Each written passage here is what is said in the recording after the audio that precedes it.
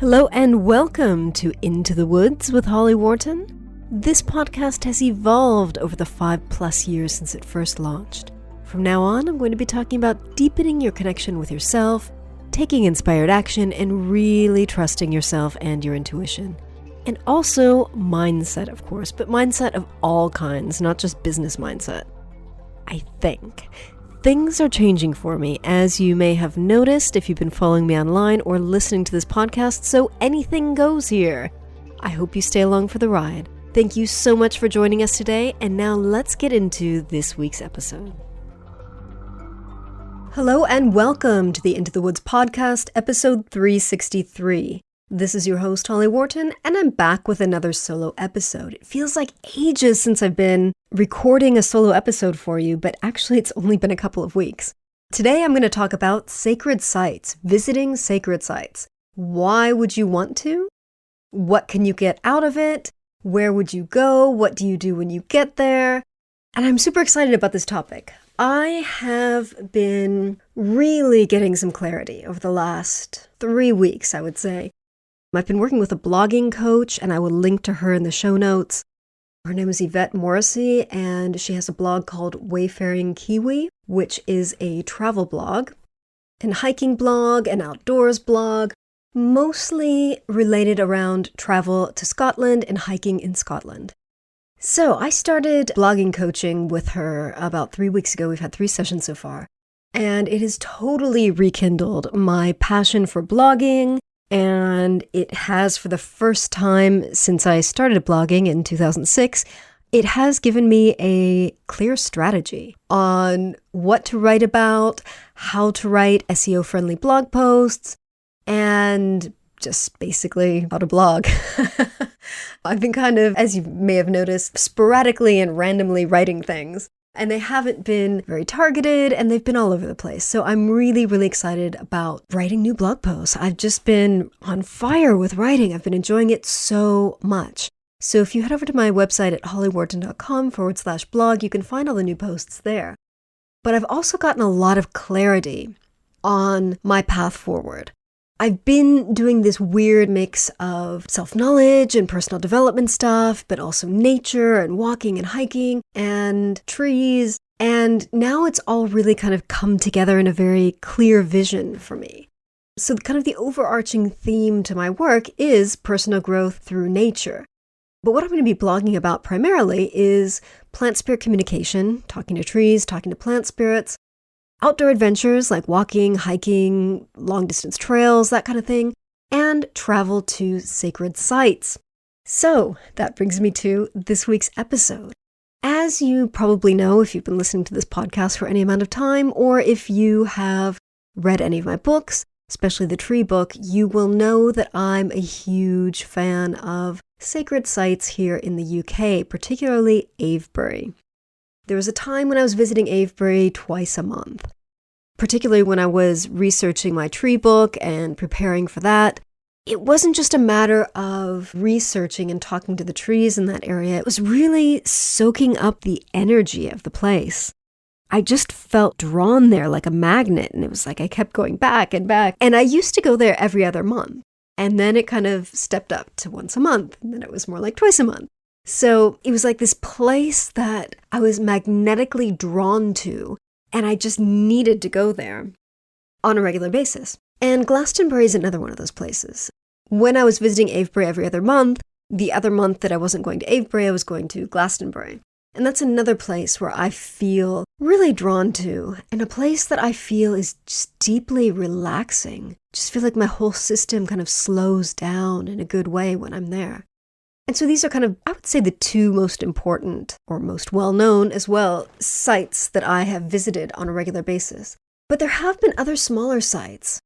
And there's this well, or sacred spring, really, called Mag's Well, that's here in the Surrey Hills. And when I was organizing walking groups for women, I organized a walk that went past this sacred spring. And I came across this sacred spring on this website called Megalithic.co.uk that has sacred sites in not just the UK, but around the world. And I saw it on the map and I thought, ooh, I wonder what that is. And I went there and I just felt, again, magnetically drawn to this place. And like I needed to kind of go back and go back and go back. I visited that site several times over the course of about, 6 months or so.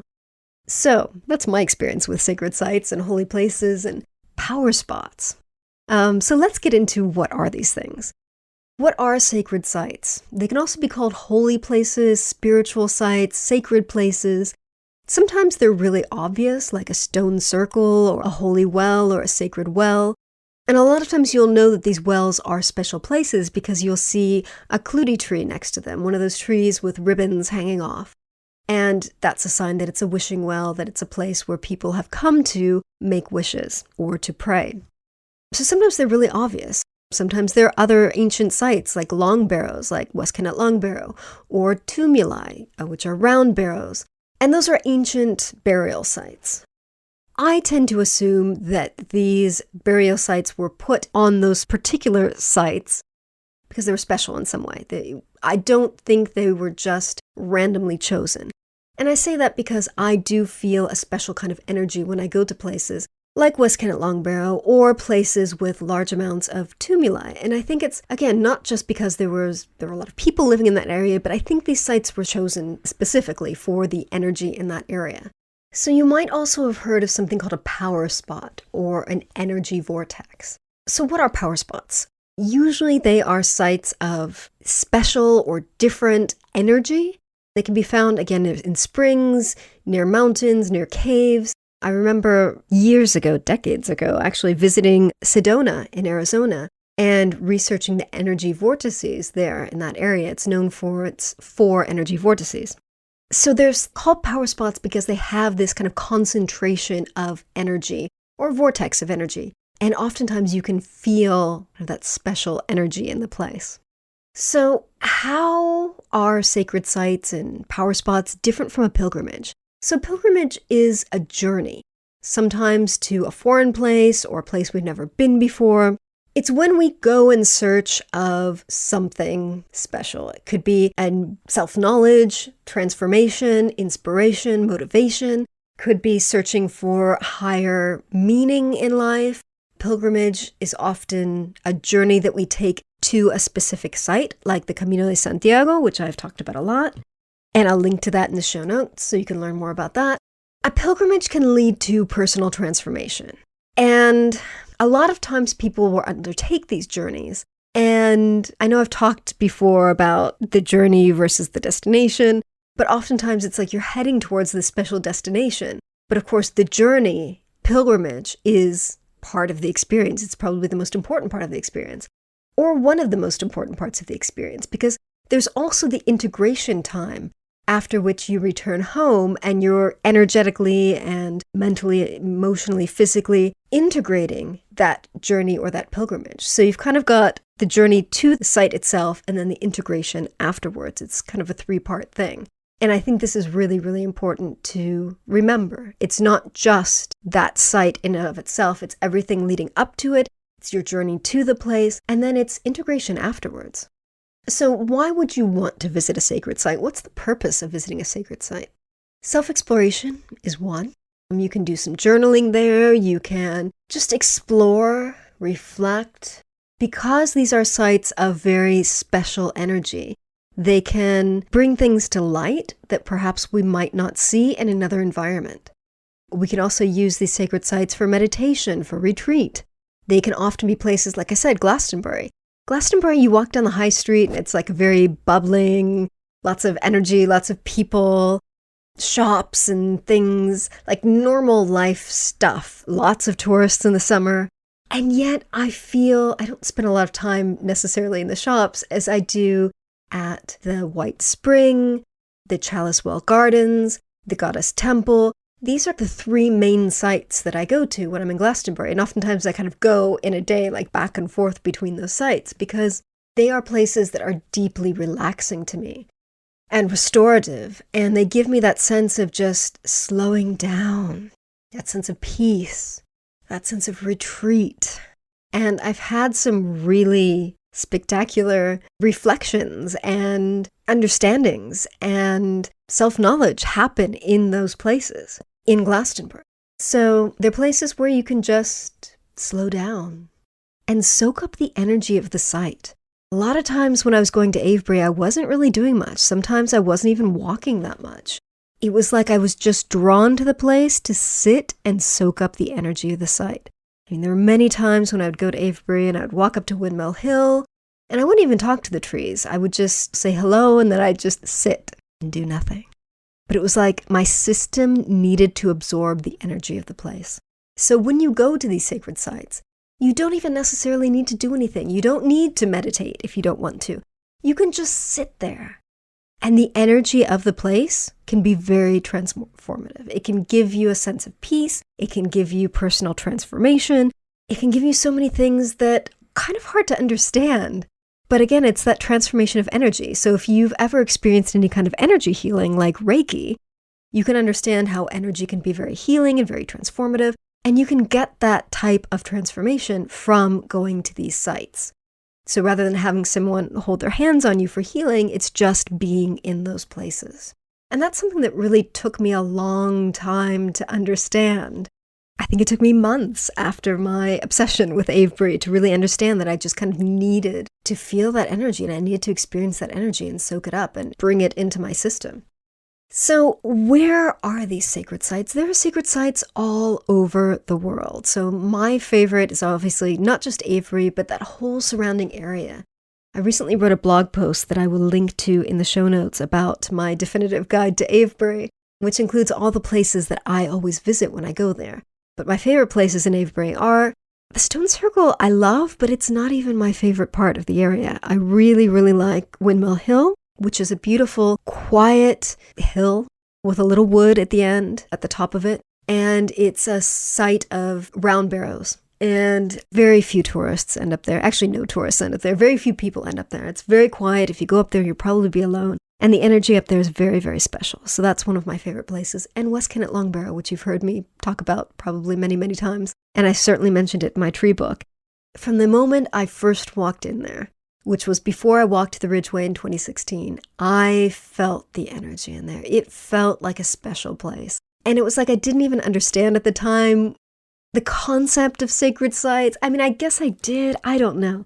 I wasn't expecting to have that kind of experience when I walked in there. I was just getting ready to walk the Ridgeway. I was doing the circular walk around Avebury the day before I started the Ridgeway. And this was one of the historical sites on the day. And I just walked in there and boom, there was this energy.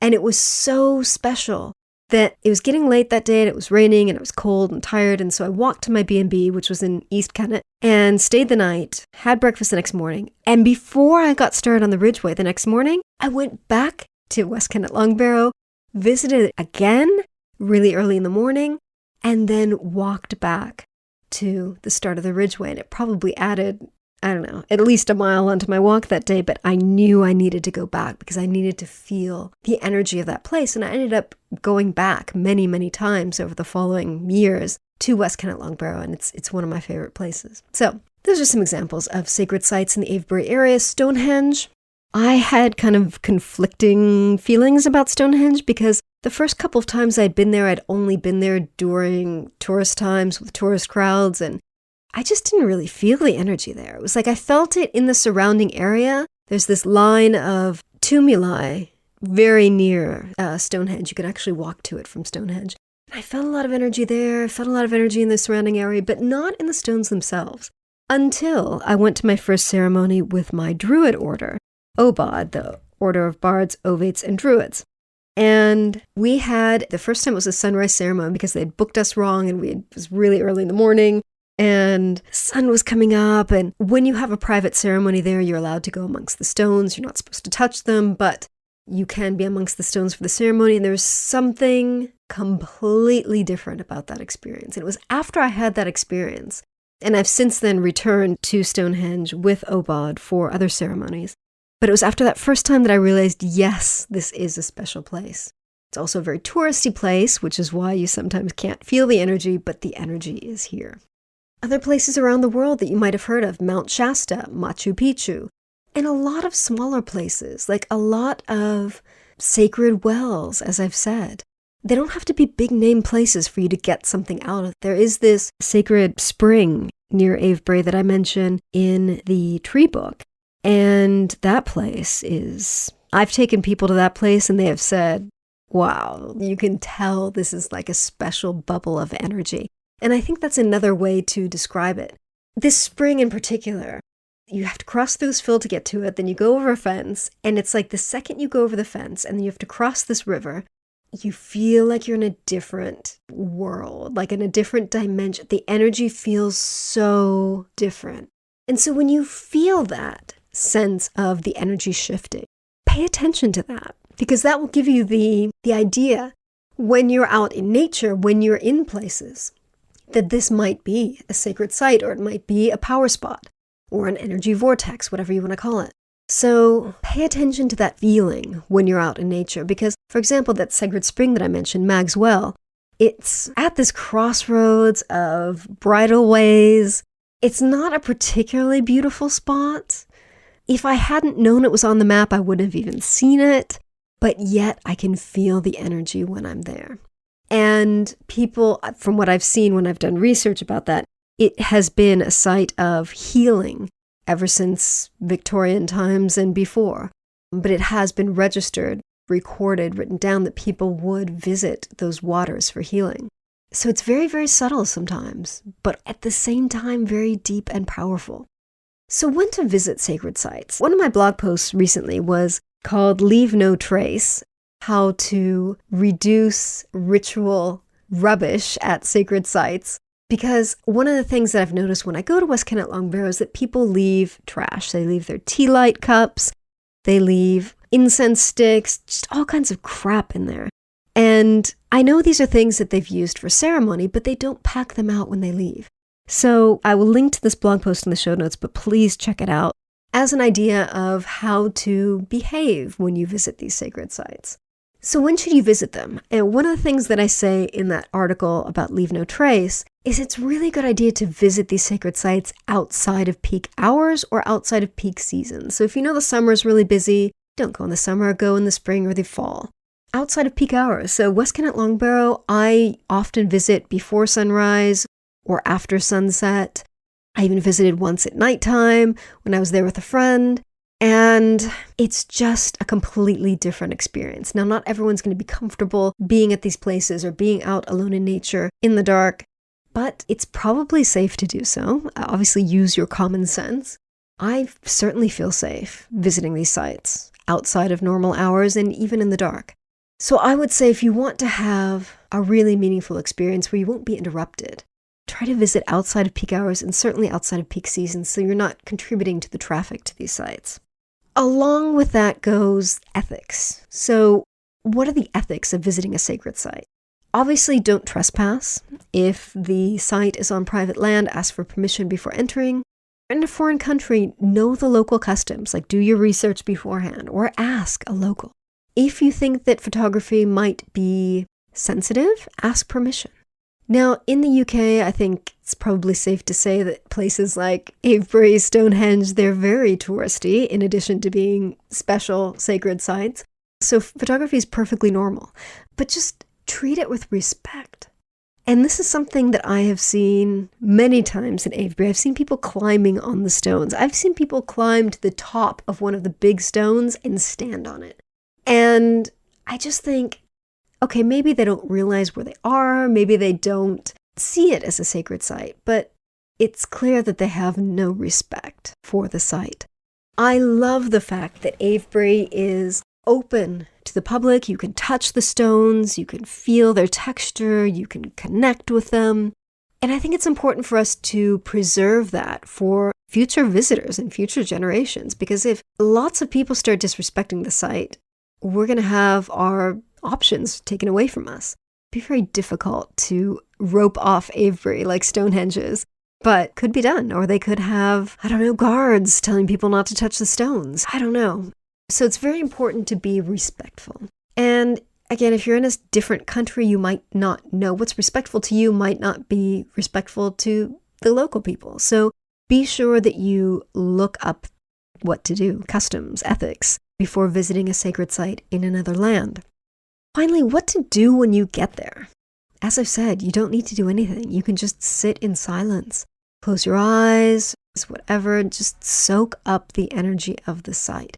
Especially if you're in a place that doesn't have a lot of foot traffic, like Windmill Hill or like West Kennet Longbarrow during outside of normal visiting hours.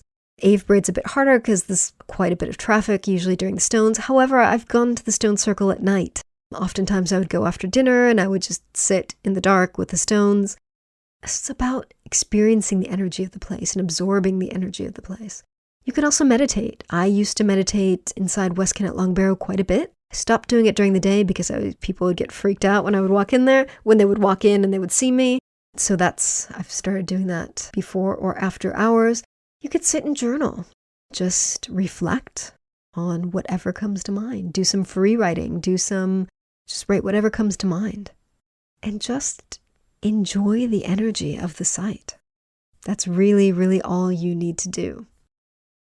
So, as we are starting to lift or adjust regulations here and restrictions during COVID here in the UK, I think it's time to start planning our new adventures. So I would recommend, now that you've listened to this podcast episode, to go online, make a list of all the sites that you would like to visit.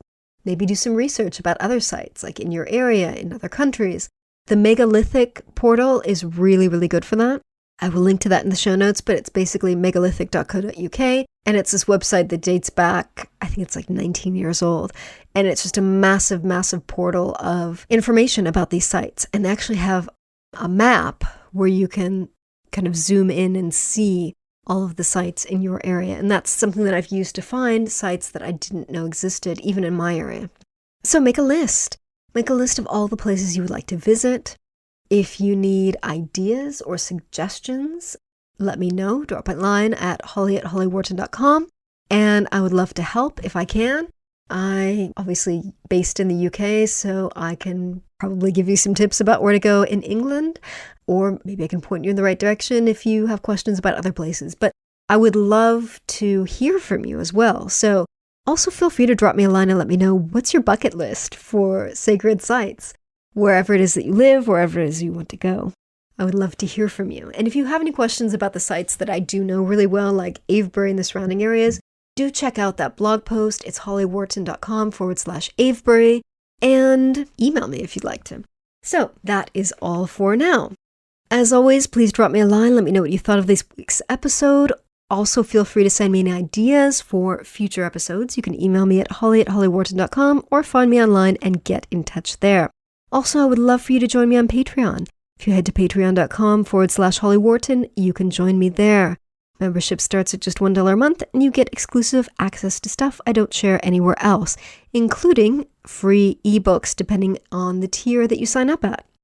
Thank you so much for listening, and remember to visit hollyworton.com/363 for the show notes on this episode. Thank you. Thanks so much for listening to Into the Woods with Holly Worton. You can find more information about today's episode, including links for topics that were discussed, at hollyworton.com. That's HOLLYWORTON.com. If you'd like to connect with other listeners and get support on your journey, I would love for you to join my private community on Patreon. That's patreon.com/Holly Worton. That's patreon.com/Holly Worton. Thank you so much for listening, and I look forward to seeing you next week.